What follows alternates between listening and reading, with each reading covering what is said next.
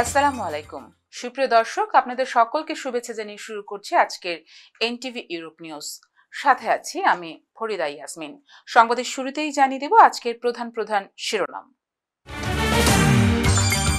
Ukraine সফরে অটুট সমর্থনের প্রতিশ্রুতি ব্রিটিশ প্রধানমন্ত্রীর, দুদেশের 100 বছরের ঐতিহাসিক চুক্তি।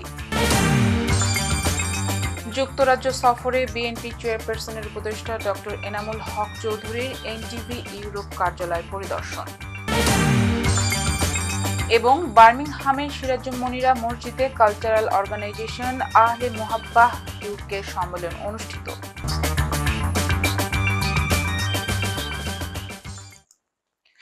শুনছিলেন শিরোনাম, এবারে বিস্তারিত। দর্শক, শুরুতে ব্রিটেন প্রসঙ্গ। ব্রিটিশ প্রধানমন্ত্রী কিয়ার স্টারমার ইউক্রেন সফরে দেশটির সঙ্গে 100 বছরের ঐতিহাসিক চুক্তি স্বাক্ষর করেছেন।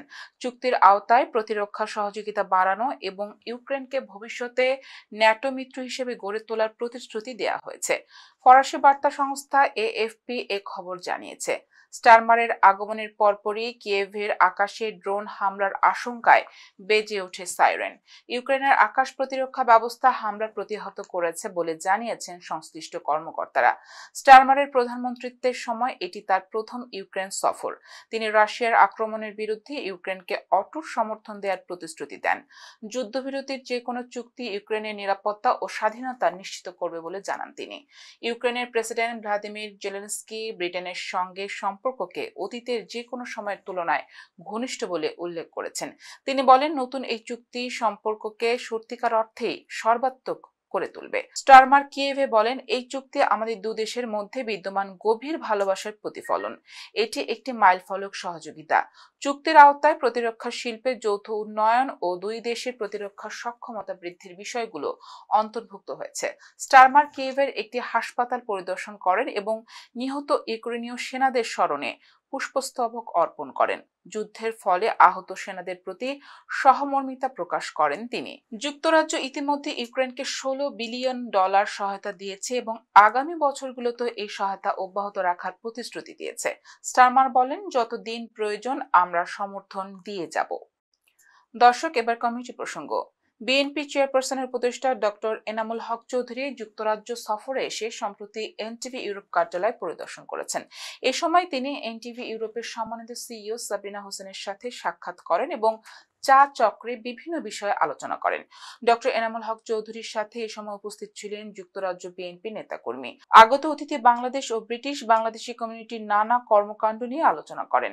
পরে সংক্ষিপ্ত চা চক্রে সিইও সাবরিনা হোসেন বলেন, দীর্ঘ 1 দশক ধরে ইউরোপে বাংলাদেশি কমিউনিটির সেবায় কাজ করে যাচ্ছে এনটিভি ইউরোপ। দীর্ঘ এ পথ পরিক্রমায় বিভিন্ন কমিউনিটি সংগঠন, চ্যারিটি সংস্থা, ব্যবসা প্রতিষ্ঠান, নারীদের স্বাবলম্বী করা সহ নানাভাবে কমিউনিটিকে সার্ভিস দিয়ে যাচ্ছে এনটিভি। আগামী দিনেও তা অব্যাহত থাকবে বলেও জানান তিনি।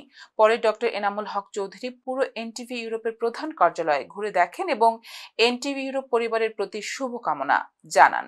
খুব ভালো লাগলো এনটিভি ইউকেতে তাদের অফিস ভিজিট করে, বিশেষ করে আমাদের সিও সাবরিনা আমার ম্যাডামকে এই জায়গায় আমি দেখার সাথে ওনার সাথে মনে হইল আমার ছোট বোনের সাথে আমি কথা বলে যেটা সব থেকে ভালো লাগছে, এমন একটি ব্যতিক্রম একটি চ্যানেল, যে চ্যানেলের মাধ্যমে আমাদের ইতিহাস, ঐতিহ্য এবং কালচার, বাংলাদেশি কালচারটাকে তুলে ধরা হচ্ছে।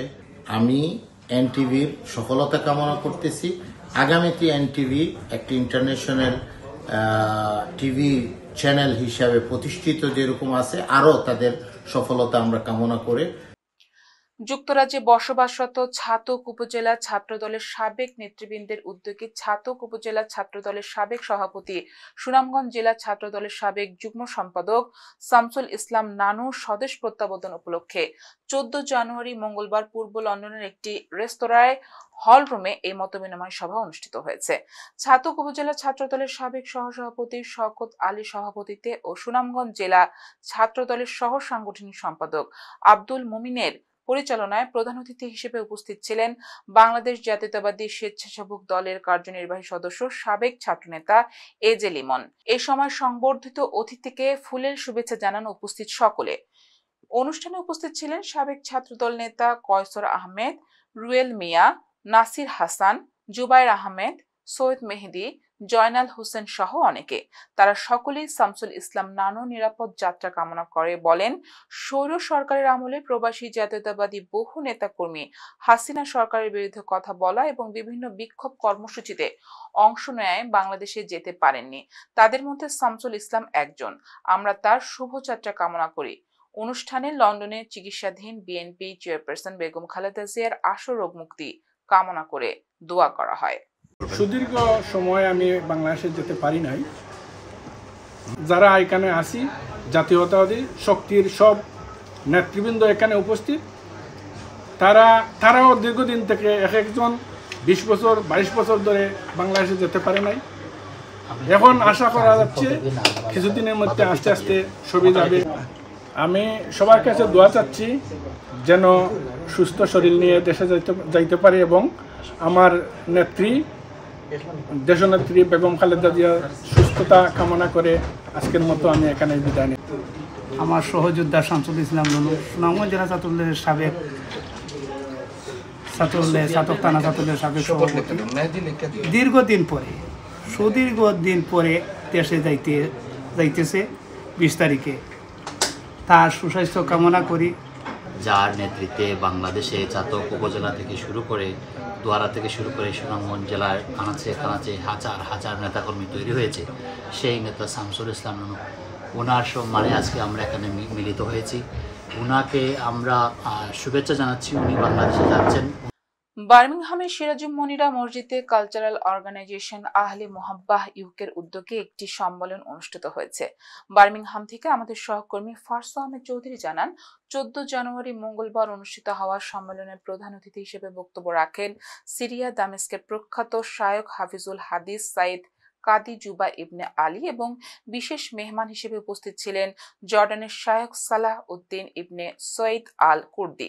সম্মেলনে সভাপতিত্ব করেন সিরাজুম মনিরা জামে মসজিদ বার্মিংহাম ইউকের পরিচালক আলহাজ জসিম উদ্দিন। এই অনুষ্ঠানে বিশেষ অতিথি হিসেবে বক্তব্য রাখেন লন্ডনের দারুল হাদিস লতিফিয়ার মুহাদ্দিস শায়খ আল্লামা নজরুল ইসলাম, বার্মিংহামের দি ব্রিটিশ মুসলিম স্কুলের principal Maulana M A Kadir Al Hasan, দারুল হাদিস নর্থ ওয়েস্ট প্রিন্সিপাল মাওলানা সালমান আহমেদ চৌধুরী, ইসলামিক স্কলার মাওলানা বদরুজ্জামান রিয়াদ এবং ওল্ডহ্যাম শাহজালাল মসজিদের খতিব মাওলানা খায়রুল হুদা খান। শায়খ সাইদ ফাদি তার বক্তব্যে আল্লামা ফুলদলি রাদিয়াল্লাহু তাআলার বিভিন্ন খেদমত এবং তার জীবন থেকে শিক্ষা নেয়ার গুরুত্ব তুলে ধরেন। তিনি বলেন, একজন প্রকৃত শায়খ মানুষের জীবন আল্লাহর দিকে পরিচালিত করেন এবং তা অনুসরণ করা উচিত। এছাড়া কনফারেন্সে বিশেষ অতিথি হিসেবে বক্তব্য রাখেন আল্লামা নজরুল ইসলাম, মাওলানা এম এ কাদির আল হাসান এবং মাওলানা সালমান আহমদ চৌধুরী।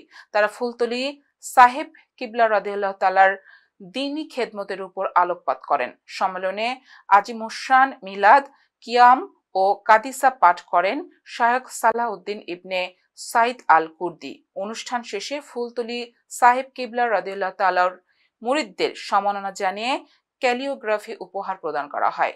সম্মাননা প্রাপ্ত ব্যক্তিরা হলেন হাজী মৌলভী মোহাম্মদ মকবুল আলী, হাজী মোহাম্মদ রাশিদ আলী, হাজী মোহাম্মদ আমিরুল হক, হাজী মোহাম্মদ আব্দুল বাসিদ, হাজী আলতাফ উদ্দিন। অনুষ্ঠানে উপস্থিত ছিলেন মাওলানা হাফিজ করিমুল ইসলাম তালামিজে ইসলামের সাবেক কেন্দ্রীয় সভাপতি মাওলানা আক্তার হোসেন জাহেদ, মাওলানা দুলাল আহমদ, মাওলানা হুসাম উদ্দিন আল হুমায়দি, মাওলানা আব্দুল বাসিদ আশরাফ, মাওলানা নুরুজ্জামান, মাওলানা মাহমুদুল হাসান, সিলসিলা ইসলামিক সোসাইটি ইউকের পরিচালক আলহাজ গোলাম কিবরিয়া, সাবেক চেয়ারম্যান হাজী ইমরান উদ্দিন, হাফিজ দেলোয়ার হাসান সুমন, কারি আবুল খায়ের, আহলুল মোহাব্বাহ ইউকের পরিচালক কারি মোহাম্মদ মাহফুজ, মোহাম্মদ হানিফ উদ্দিন, কারি আহমদ আলী, হাফিজ শামসুল আলম এবং ফুলতলি সাহেব কিবলা রাদিয়াল্লাহু তাআলার অসংখ্য মুরিদ, মুহিব্বিন, ছাত্র, শিক্ষক, শিশু, যুবক, নারী, পুরুষ ও কমিউনিটি ব্যক্তিত্ব।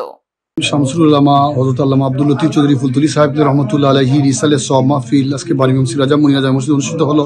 আল্লাহ সুবহানাহু ওয়া তাআলা সেটাকে কবুল করুন। আল্লাহর ওলি ফুলতলি সাহেব রহমাতুল্লাহ দরজা উপরে বরণ করুন। আল্লাহর ওলি রুহানি ফুয়জাত আমাদেরকে নসিব করুন, আমিন। দর্শক, এবার বাংলাদেশের খবর। সবার মুখে হাসি ফুটুক এই স্লোগানে বাংলাদেশে কুমিল্লায় প্রতিষ্ঠিত দ্বীপ ফাউন্ডেশনের উদ্যোগে অসহায় ও দুস্থ মানুষের মাঝে শীতকালীন উপহার সামগ্রী বিতরণ করা হয়।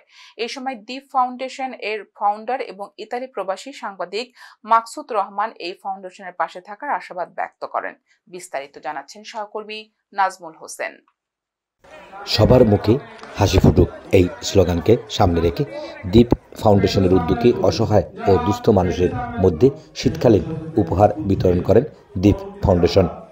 13 জানুয়ারি সোমবার কুমিল্লা সদর উপজেলার ভামল স্কুল অ্যান্ড কলেজ মিলনায়তনে স্কুল শিক্ষক মহিউদ্দিন লিটনের পরিচালনায় এবং এলাকার প্রবীণ সমাজসেবক লুৎফুর রহমানের সভাপতিত্বে অনুষ্ঠানে শুভেচ্ছা বক্তব্য রাখেন দ্বীপ ফাউন্ডেশন কোঅর্ডিনেটর ফেরদৌস আহমেদ চৌধুরী। প্রধান অতিথি হিসেবে উপস্থিত ছিলেন ভারপ্রাপ্ত অধ্যক্ষ মোবারক হোসেন। সবাই বিশেষ অতিথি হিসেবে বক্তব্য রাখেন সময় টেলিভিশন ইতালির প্রতিনিধি এবং ভয়েস অফ পিপুল IPTVর প্রেসিডেন্ট সাংবাদিক মাকসুদুর রহমান। তিনি তার বক্তব্যে দ্বীপ ফাউন্ডেশনের সামাজিক ও অসহায় মানুষের জন্য সাহায্য সহযোগিতামূলক কর্মসূচির ভূয়সী প্রশংসা করেন। তিনি দ্বীপ ফাউন্ডেশনের প্রতিষ্ঠাতা ও সকল সদস্যদের এমন ভালো কাজের জন্য ধন্যবাদ জানান। এ সময় আরও বক্তব্য রাখেন সাইফুল ইসলাম রাজা, সাংবাদিক শাহ ইমরান, রফিকুল ইসলাম, ফয়েজ আহমেদ, মাহবুব মিয়া, নিজামুদ্দিন প্রমুখ। অনুষ্ঠানে গুরুত্বপূর্ণ ও নির্দেশনামূলক বক্তব্য রাখেন দ্বীপ ফাউন্ডেশনের CEO ফ্রান্স প্রবাসী ফয়সাল আহমেদ দ্বীপ। এ সময় তিনি দ্বীপ ফাউন্ডেশনের বিগত দিনের কার্যক্রম তুলে ধরেন। আগামী দিনেও এই ধারাবাহিকতা অব্যাহত থাকবে বলে তিনি আশ্বাস ব্যক্ত করেন। এছাড়াও তিনি 2025 এবং 26 শিক্ষাবর্ষে এলাকার প্রাথমিক বিদ্যালয় ক্ষুদে শিক্ষার্থীদের উপবৃত্তি ঘোষণা করেন। উপস্থিত দুস্থ ও গরিব মানুষের মধ্যে উপহার সামগ্রী বিতরণ করেন সকল অতিথি ও দ্বীপ ফাউন্ডেশনের সদস্যরা। Nazmul Hossain, NTV, Europe news. নতুন বাংলাদেশ বিনির্মাণে তারুণ্যের উৎসব 2025 উদযাপন উপলক্ষে ব্রাহ্মণবাড়িয়ার নাসিরনগরে তারুণ্যের ভাবনায় আগামী বাংলাদেশ শীর্ষক দিনব্যাপী কর্মশালা অনুষ্ঠিত হয়েছে। নাসিরনগর থেকে আমাদের সহকর্মী আক্তার হোসেন ভুইয়া জানান, 16 জানুয়ারি বৃহস্পতিবার সকালে উপজেলা প্রশাসনের আয়োজনে উপজেলা পরিষদ অডিটোরিয়ামে এই কর্মশালা অনুষ্ঠিত হয়। উপজেলার বিভিন্ন শিক্ষা প্রতিষ্ঠান থেকে 10টি গ্রুপ কর্মশালায় অংশগ্রহণ করেন। প্রতিটি গ্রুপে শিক্ষার্থীদের পাশাপাশি শিক্ষক, সাংবাদিক, জনপ্রতিনিধি, বৈষম্য বিরোধী ছাত্র আন্দোলনের প্রতিনিধি ও বিভিন্ন দফতরের কর্মকর্তাবৃন্দের ভাবনায় উঠে আসে কল্যাণমূলক রাষ্ট্র গঠনে করণীয় বিভিন্ন বিষয়।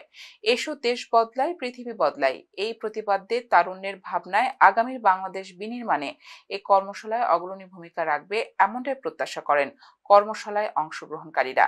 কর্মশালায় জনপ্রতিনিধি সহ উপজেলার বিভিন্ন কলেজ, মাদ্রাসা, মাধ্যমিক বিদ্যালয়ের শিক্ষক, শিক্ষার্থী ও বিভিন্ন দপ্তরের কর্মকর্তাগণ অংশগ্রহণ করেন।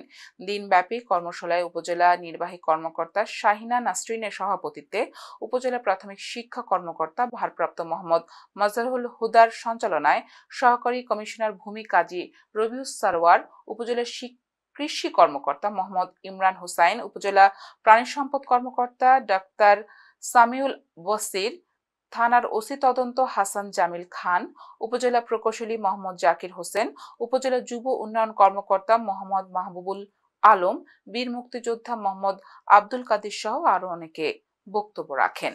দর্শক, সময় হলো একটি বিজ্ঞাপন বিরতির। ফিরে এসে থাকছে সিলেট অফিস থেকে পাঠানো তথ্য ছবি নিয়ে সংবাদ প্রতিদিনের সিলেট। এরপর দেখবেন প্রতিদিনের সিলেট।